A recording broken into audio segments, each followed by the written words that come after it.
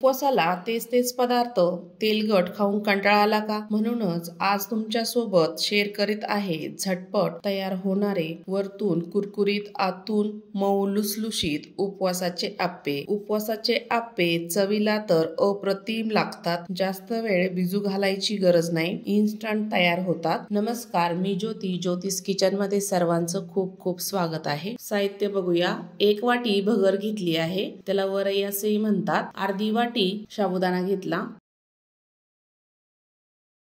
अर्धा चमचा जिरं घेतलं. हे सर्व आपल्याला भाजून घ्यायचंय. पॅन मध्ये टाकून घ्यायचं. भगर टाकायची, साबुदाणा टाकायचा आणि जिरंही टाकून घ्यायचं. कमी गॅसवर याला 3 ते 4 मिनिट भाजून घ्यायचं आहे, म्हणजे छान साबुदाणाही फुलतो आणि बारीक करण्याच्या वेळेस त्याची पावडरही छान बारीक होते. साबुदाणा आणि भगर छान भाजले आहे. एका प्लेटमध्ये काढून घ्यायचे आणि थंड होऊ द्यायचं आहे.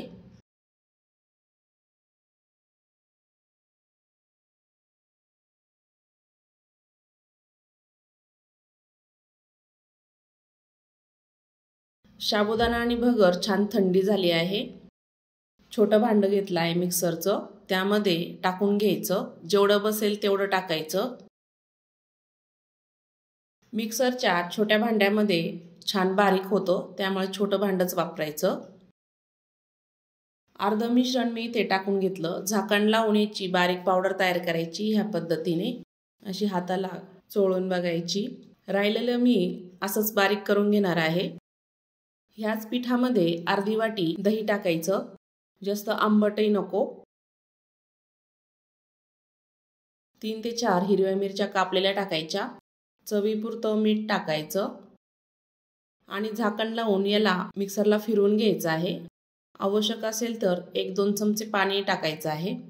आप्याचं मिश्रण मिक्सरला छान फिरून घेतलं. एका भांड्यामध्ये ओतून घ्यायचं आहे आणि त्यामध्ये आवश्यक असेल तेवढं पाणी टाकायचं. मी इथे अर्धा कप पाणी टाकलं आणि मिक्स करून घ्यायचं आहे. साबुदाणा आणि भगरीला भिजवण्यासाठी थोडं पाणी लागेल, त्यामुळे पाणी आवश्यकतेनुसार थोडं थोडंच टाकायचं. मिक्स करून घ्यायचं आहे. छान एकजीव करायचं.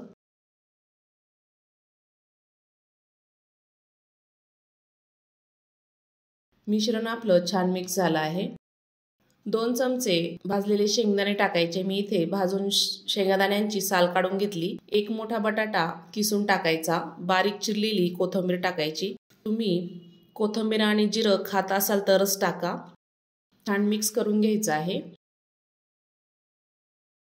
झाकण ठेवायचं आणि 5 ते 6 मिनिट याला छान भिजू द्यायचं. तोपर्यंत आपण चटणीची तयारी करूया. चटणीसाठी साहित्य बघूया.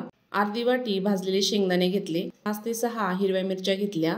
1 चमचा साखर घेतली. 2 चमचे खोबऱ्याचा किस घेतला. अर्धा चमचा जिरं घेतलं. जिरं तुम्ही खात असाल तरच टाका. सर्व साहित्य आपण मिक्सरच्या भांड्यामध्ये टाकून घ्यायचं आहे. चवीपुरतं मीठ टाकायचं, पाणी टाकायचं. झाकण लावून याला मिक्सरला छान फिरवून घ्यायचं.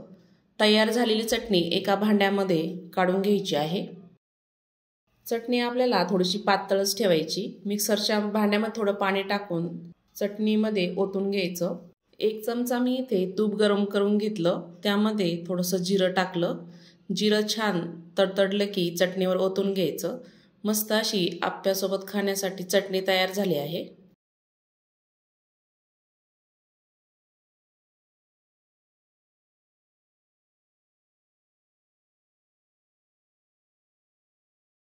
आप्याचं बॅटरही छान भिजलं आहे, बघू शकता. आत पाण्याची गरज नाही, मस्त तयार झाला आहे. आपण आता आप्पे तयार करायला घेऊया. आप्याच्या पॅनमध्ये तूप टाकून घ्यायचे थोडं थोडं. आप्याचं बॅटर चमच्याने थोडं थोडं टाकून घ्यायचं. थोडं फुल भरूनच टाकायचं.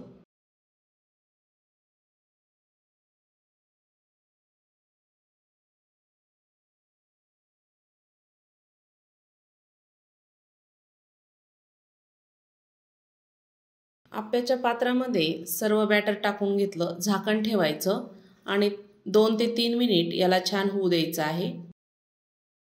3 ते 4 मिनिटानंतर चेक करूया. आप्यांना चमच्याने वरची बाजूही भाजून घ्यायची.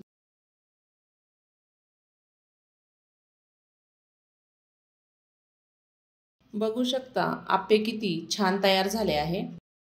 दिसतानीच वरतून असे कुरकुरीत दिसत आहे।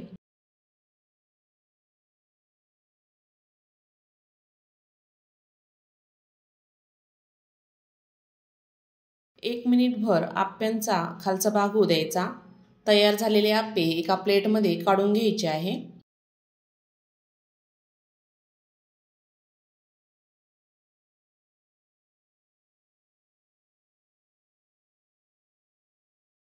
दुसरी ही बॅच अशीच टाकायची। तूप टाकून घ्यायचं आणि बॅटर अर्धा अर्धा चमचा टाकून घ्यायचं। बघू शकता दुसरी बॅच मस्त आप्पे फुलले आहेत। हे आप्पे करण्यासाठी अजिबात जास्त वेळ लागत नाही, झटपट होतात, भिजू घालण्याचंही टेन्शन नाही। तयार झालेले आप्पे प्लेटमध्ये काढून घ्यायचे आहे। उपवासासाठी पोटभरीचा नाश्ता म्हणून तयार होतो। बऱ्याच जणांना साबुदाण्याचा त्रास होतो। असे पदार्थ करून खाल्ले की पोटालाही आराम मिळतो। उपवासाचे झटपट इन्स्टंट भगर आणि साबुदाण्याचे आप्पे नक्की तयार करून बघा। तुम्हाला ही रेसिपी कशी वाटली नक्की शेअर करा। आय होप आजचा व्हिडिओ कसा वाटला, आवडला असेल तर चॅनलला सबस्क्राईब करा, बेल आयकॉनला क्लिक करा, म्हणजे नवीन रेसिपीचे नोटिफिकेशन सर्वात आधी तुम्हाला मिळेल। पुन्हा भेटूया अशाच छान रेसिपी सोबत।